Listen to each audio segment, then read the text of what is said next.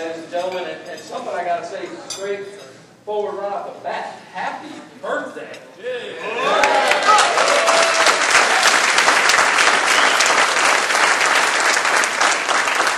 I'm not sure I've ever been to a birthday party where they cut the cake and then take it away and you don't get to eat it. Where's Nancy, the protocol lady? I got to figure this one out. She gave me some chocolate cake and wanted me to eat it, but took the birthday cake away. So I'm expecting maybe in my room later somebody will, from the Hilton, the great Hilton here, will bring me a piece of birthday cake and help me out. You think? Good chance? Well, good evening. Ladies and gentlemen, it's a pleasure to be here. To our host, General Mrs. Cotton, thank you, sir and ma'am. It's been a pleasure sitting and talking with you again. The General and I actually met in a place far away, in a much different temperature. One of my previous lives, got to visit. My General and I had responsibility for a CE Red Horse unit. Am I getting in your way? Okay. So, are there any Red Horse or former Red Horse airmen here? No? No civil engineers in here? All right. So, yeah, to the horse. So here I was visiting Malmstrom, Montana. And you wouldn't think I'd do that in June, right? No, I think we're there in February. And General Cotton had planned about 2 foot of snow on the ground. I think the highest temperature it got over there was about 27 degrees. So for a couple of guys from Sumter, South Carolina at the time, I was shocked. So, sir, I'm guessing part of the reason you got this assignment here is to let you come down here and thaw out. Take in some of this humidity, which us Arizonans are not used to. You know, you Floridians, or at least you transplanted Floridians, you're kind of used to that humidity, right? I left Phoenix yesterday, it was 94 degrees. It wasn't hot. I got here, it was 88, and I was sweating. I have no medical, I have a lot of medics here, and somebody figured that out. Somebody help me out, figure out why that happens. Because, you know, I'm going to head back tomorrow. I'm going to be looking forward to that 95, 105. Some guy over here said 119 earlier. Where's he at? It's like 119 in Phoenix, but that ain't no 119. And it's a dry heat. So it's easy. But I'm happy to be here in your presence tonight. Chief, you, listen, your command chief here at the Air Force Base pulled something off this weekend that the Air Force couldn't accomplish in 30 years. You see, I enlisted in July of 1981 in a little place called Daytona Beach, about 45 miles from here. I told my parents, I told my friends, I said, hey, this is no big deal. Going to the military, this is a good deal, man. I'm going to get stationed at Patrick.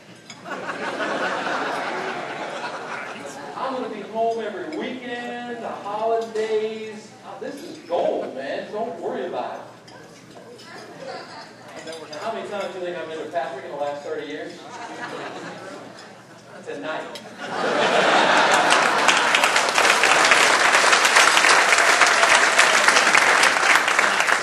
So, Chief, I thank you very much, and you and Max Sergeant McBride, who gave my mother and I, hey, somebody lost a frog here.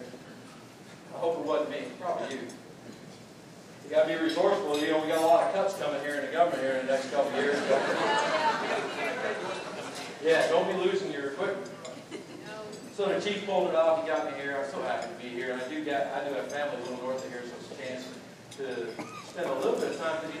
Over the years, I spend more time with you, you know, with my other family than I do with my own family. And I'm somewhat, you know, I'm okay with that because I've grown to know you all pretty well. If I had like Airman Escobar, where'd she go? Yeah, Airman Escobar, will you stand up, please? Yeah. You know,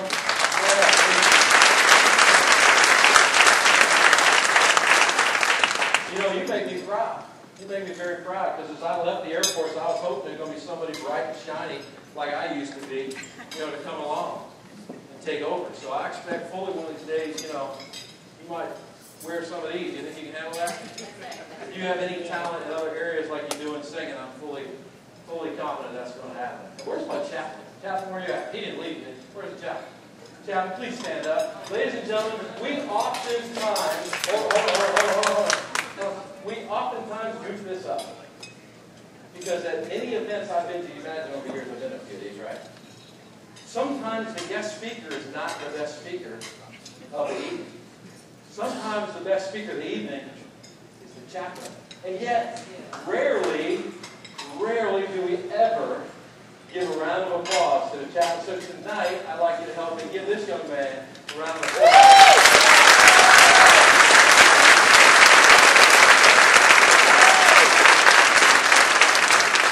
I'm assuming he's single because the only thing he didn't say was, "God bless my smoking hot wife."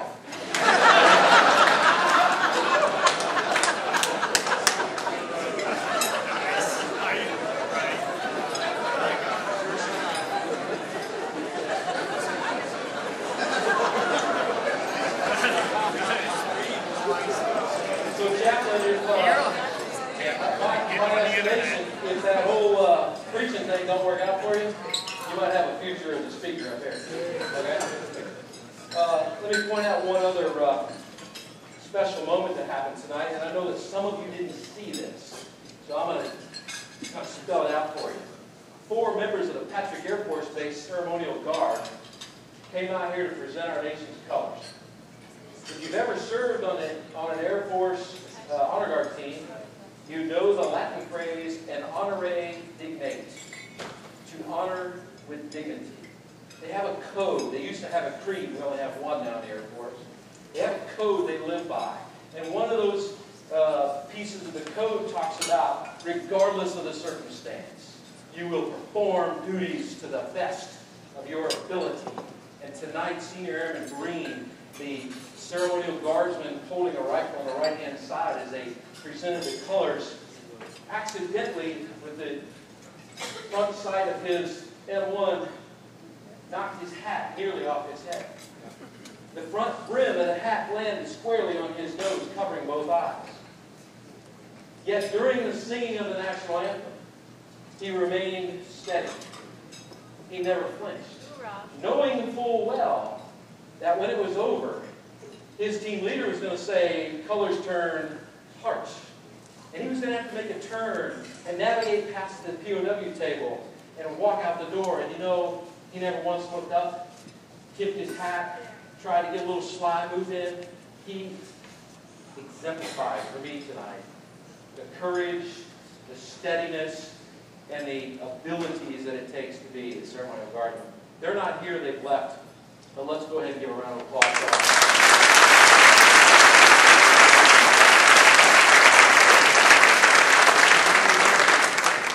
General Mrs. Welser, thanks for your presence tonight. The fact that you continue to serve our Air Force is fantastic.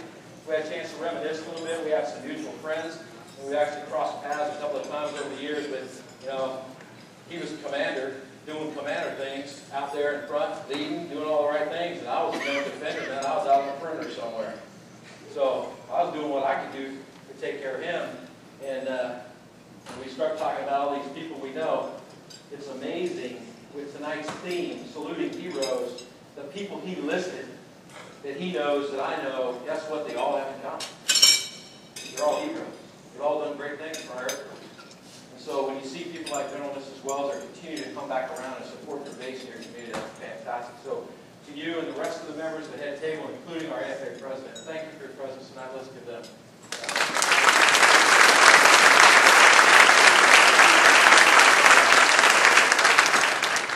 Two more groups I'd like to thank before I get down to business. You know, tonight's about the Air Force, okay?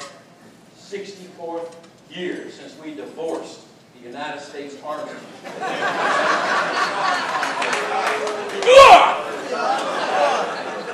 I just made some friends, didn't I?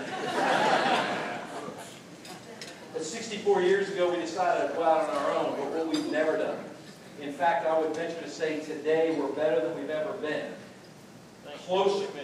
We've never been closer to the United States Army, the United States Navy, the United States Marine Corps, and even the United States Coast Guard, who has a completely different mission than us. When we find ways to work together jointly, I would ask all of those currently in uniform and those who have previously served in the United States Army, Marine Corps, Navy, and Coast Guard, please stand and let us thank you for your presence.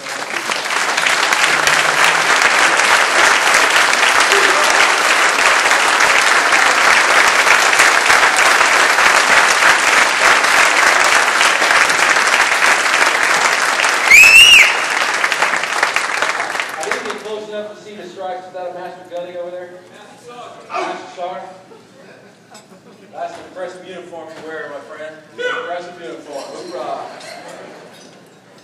You fellas in your white, I won't know. Officers mostly, so I'll be nice to you.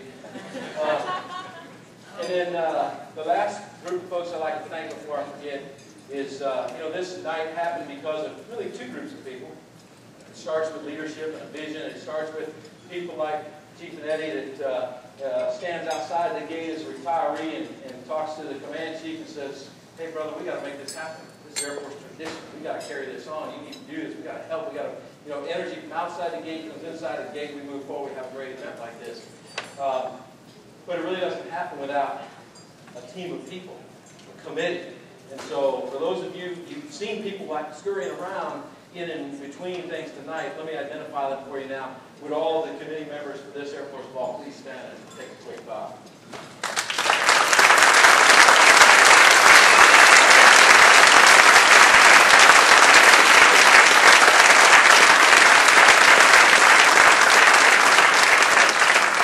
We were here at 9:30 this morning. Yeah, what were y'all doing? Sleeping? Yeah. Man, maybe watching football or something, doing some yard work. If you lived in Arizona and you had zero escaping, you wouldn't have to be out doing yard work. Right? Dust the rocks off once in a while, you're good. So tonight's about heroes, and when we started this whole thing, we started off with the right message. We talked about a chief who served in the United States Army Air Force way back, and was one of those people that walked across the bridge and crossed into the blue before anybody else. We talked about a spouse. We talked about a military spouse. We talked about people who serve and find ways to be heroes without really trying. They're just Americans. They're good people who do things and we say, wow, hero. And then we got introduced to Staff Sergeant Russ Merrick. Russ, I want to tell you in front of this crowd that you inspire me for several reasons. Not only are you a hero like the others, but how you inspire me is how you take on this new fight that you have. And the fact that, I think the comment was made, you want to be a full-fledged or a full, you know what, I don't care what they say. Brother, you are full, and you do things for people like me who have served alongside you, and I don't have the battles that you have, but yet you get up each day. You find a way to put one foot in front of the other. For that, my friend, you're a hero.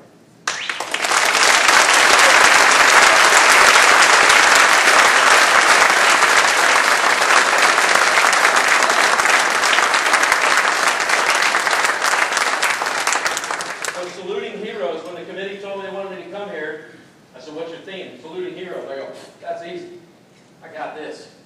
Because, heroes, that goes for me back to the 70s, right? I'm a little kid growing up in Indiana. General, you got to help me here. You and I, Chris, we're about the same age here, so a lot of these other folks in here are really young. 5 years are good, okay? This table here, ladies, you look great, you fellas. So I had heroes like Johnny Bench and Pete Rose. Those were my heroes. G.I. Joe. That was my hero, right? A little plastic dude about 12 inches tall. Drove around a little army truck. Those were my heroes. I get a little older, a little wiser. I'm in the 80s. Who are my heroes? Rocky. That was a hero. Rambo. Yeah. Man, that was a hero right there. Rambo, Vietnam vet, coming out of the jungle, man, trying to build into society. Had PTSD, and we didn't even know it. He was my hero. Moved into the 90s, right? Who's my hero? Michael Jordan. There's nobody on this earth that motivated me more to do things, get out of bed, and go to the gym and work out than Mike. I wanted to be like Mike. That was my hero. But somewhere in the 90s, maybe it was a maturity thing, something happened. And I started looking at maybe some other people. All of a sudden, this guy named Schwarzkopf was on my list. Amen. You know that? You remember that? Amen. General Powell. Colin Powell. You know, like these guys might be heroes. I got to start evaluating this. You know, there's something going on here. Martin Luther King became a hero of mine. I'll tell you why later. People like that, so you see my perspective changing? And then 2000. And in the year 2001, just a little over 10 years ago, when the whole world changed, my heroes became people like New York City firefighters, New York City police officers, Port Authority police officers, 73 of which died on September 11th, 23 NYPD officers, 343 firefighters, along with their brothers and sisters who made it out. Those were my heroes. Todd Beamer, Tom Burnett, Americans on Flight 93 who said, "This is not going to happen on my watch." And with a simple battle cry of, "Let's roll," they stopped terrorists from attacking, pick one, the White House, the Capitol, Arlington National Cemetery, whatever they were going to go after. Those men and others like them became my heroes. And then we kicked off Operation Enduring Freedom. Later, Operation Iraqi Freedom. We started in Afghanistan, and people like Senior Airman Jason Cunningham, a pararescueman. People like Technical Sergeant John Chapman, a combat controller. They became my heroes. Then as we went forward in Iraq, and I had you heard, I've been to Iraq about 1,200 days all total. Should have bought property when I first went over there. No. I wanted to build the first golf course in that country and be the owner of that. But then people like Elizabeth Jacobson, the first defender, a female, killed in the line of duty, became my hero. Major Troy Gilbert, an F-16 aviator and personal friend of mine, died on the battlefield and became my hero. And since that time, just one after another, fighting warriors like we met earlier. Some who are in this room who won't identify themselves became my heroes. And I think back, I go back to Johnny Bench, and I work my way through to Russ Merrick. And I say, what is it these people have in common? What is it about a hero that makes them special to me? And I say, it's simple. They put their name on the mailbox. Now, there's about 4 people in here who've heard me tell this story before. Everybody else is stunned. What are you talking about? I go back to my childhood and my neighborhood. And back in the 70s, some of you don't know this, but every house had a driveway. And at the end of the driveway was a mailbox. And on that mailbox was your family name. We didn't have identity theft problems back then. We didn't have those worries. So your name was on the mailbox. And in my neighborhood, there was this guy. And every time I go by his house, I look at the yard. The grass is manicured. The sidewalks are trimmed. Trees are always trimmed. There's no leaves on the ground. His cars in the driveway glistened in the sun. Properly waxed, windows clean. You look at the front of his house, the shutters are not full of dust. They're clean. The windows are clean. And it's got my attention. So one day I worked up the courage and walked over and said, "Excuse me, sir. I just have to ask you a question." And he said, "Go ahead." I said, "Why is your yard always manicured? Why are your trees, blah, blah, blah?" And he looked at me and he said, "It's simple. My name's on the mailbox." And I, a young kid, looked at him kind of stunned, kind of like some of you did earlier. And I said, "What do you mean?" And he said, "You don't know me. You didn't meet me until just now. You have no idea who I am, what I do, or where I come from. But every time you drive by my house or walk by my house, you look at my yard, you look at my house and my cars and the things that belong to me, and you look at the end of the driveway, and my name is on the mailbox, and you form an opinion of me based solely on what you see. I walked away with a message that I incorporated into my life, into my military service. So I take you forward about 30 years. Serving as a Command Chief Master Sergeant at Luke Air Force Base in Phoenix, well, I fell in love with the place. And here I am. Okay, it's 119 degrees that one day. And the boss and I are out in the weapons storage area. And anybody that's been out there before, when we bring civic leaders out, you know there's always going to be a demo, right? Weapons guys come out there, loading bombs, building bombs, doing all this stuff, right? I'm Command Chief, and I've been out there 100 times seeing that. I don't need to see that, so I let the dignitaries and wing commander and all that, they go over and do that. I look over here, there's a line of airmen. That's mine. So I go over to the side, hey fellas, how you doing today? Good to see you. Start shaking hands down the line, and when I shake hands, don't I, Chow? That ain't no joke, is it, right? I want you to know I mean business. So I get about 3/4 way down the line, and this airman looks at me and he says, Chief, can I ask you a question? Yeah, go ahead. He said, Chief, why are your boots always shiny? And I said, that's easy, Airman Nez, because my name's on the mailbox. And I went to move on. And he had that same stunned look. And he said, Chief, well, what do you mean? And I said, you really want to know? And he said, yes. I said, come over here.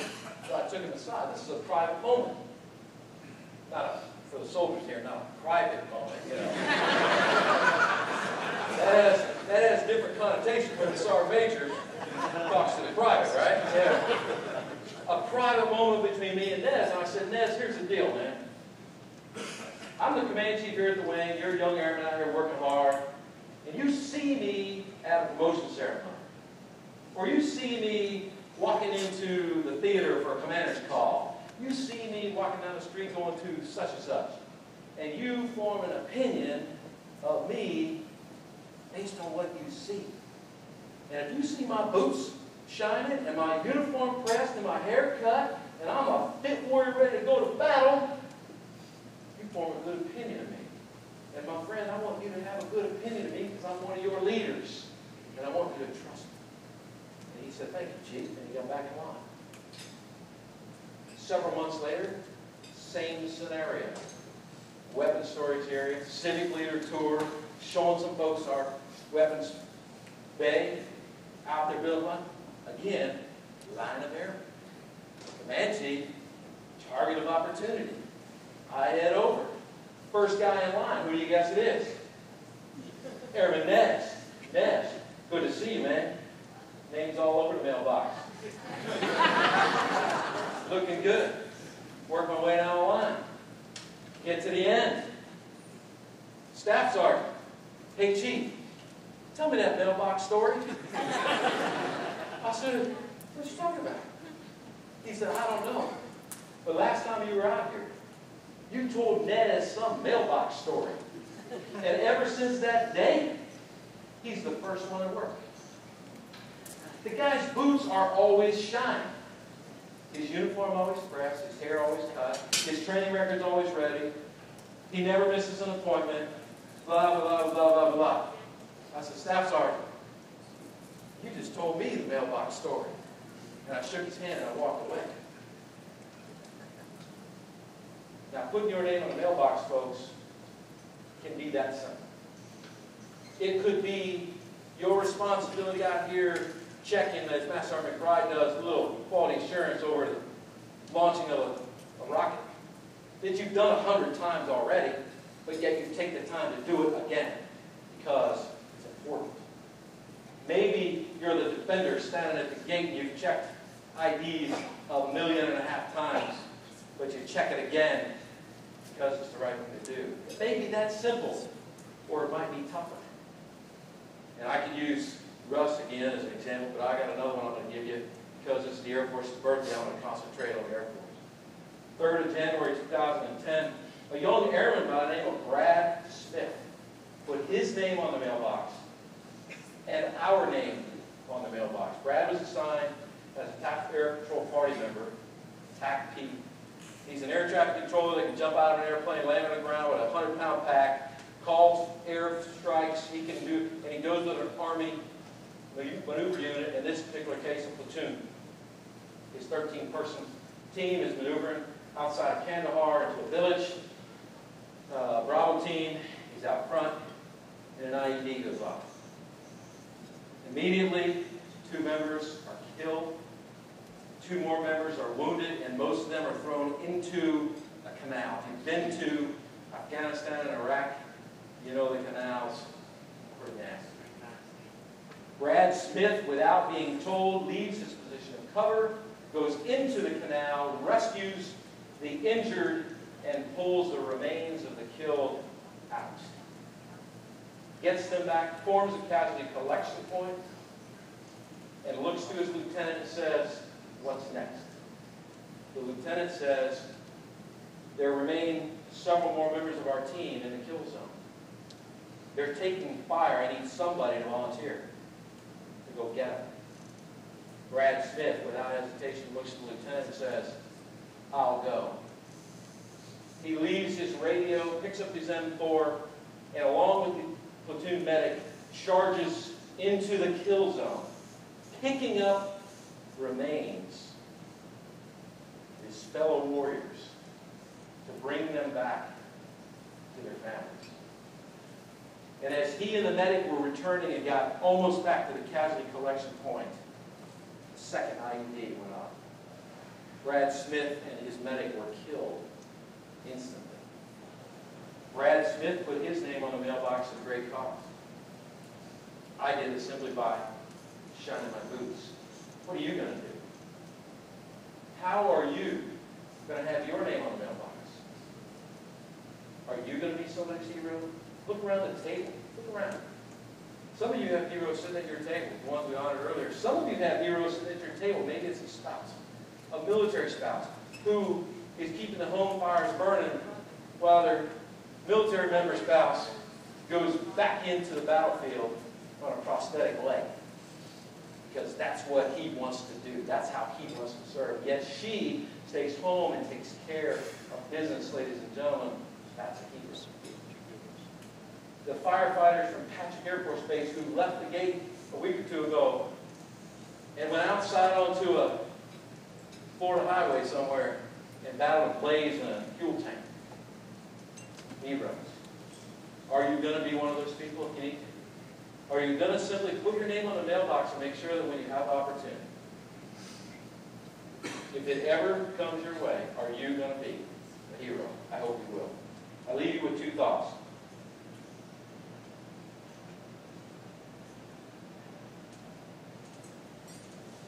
Where's the gentleman? Gentleman. North Carolina State University. Correct? There was a basketball coach there by the name of Jimmy Valvano. About the time that the general was going there as a student. Jimmy Valvano was diagnosed with cancer, inoperable brain cancer. And he gave a speech. If you've never seen it, go Google it. At the ESPY Awards.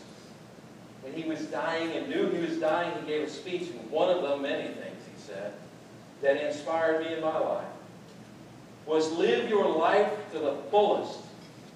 Every day you should laugh. Every day you should think. And every day you should cry or have your emotions moved to a point that you feel energized. Not his exact words, but the message. I've tried ever since that day to incorporate that into my life. I hope I help you do some of that tonight. And then I'll leave you with this one last thought. I don't believe anybody has ever said better words about putting your name on the mailbox than Dr. Martin Luther King. In a speech he gave, and he said, if a man is called to be a street sweeper, he should sweep the streets as Michelangelo painted, as Mozart composed, as Shakespeare wrote. In fact, he should sweep the streets so well, one day all the heavens and the earth will open up and proclaim, there goes the world's greatest street sweeper. Ladies and gentlemen, heroes can be a street sweeper. Heroes put their name on the mailbox. The United States Air Force, in its 64th year, is full of heroes. Many are in this room tonight. our sister services, full of heroes, some of whom are in this room tonight. Some of you who served in the past. Those of you who served from outside the gate and support us. You're all heroes. Thank you for being that way. God bless this crowd, if I may take a line from you. God bless Patrick Air Force Base in this community and all the people here tonight. And may God continue to bless America. Thank you.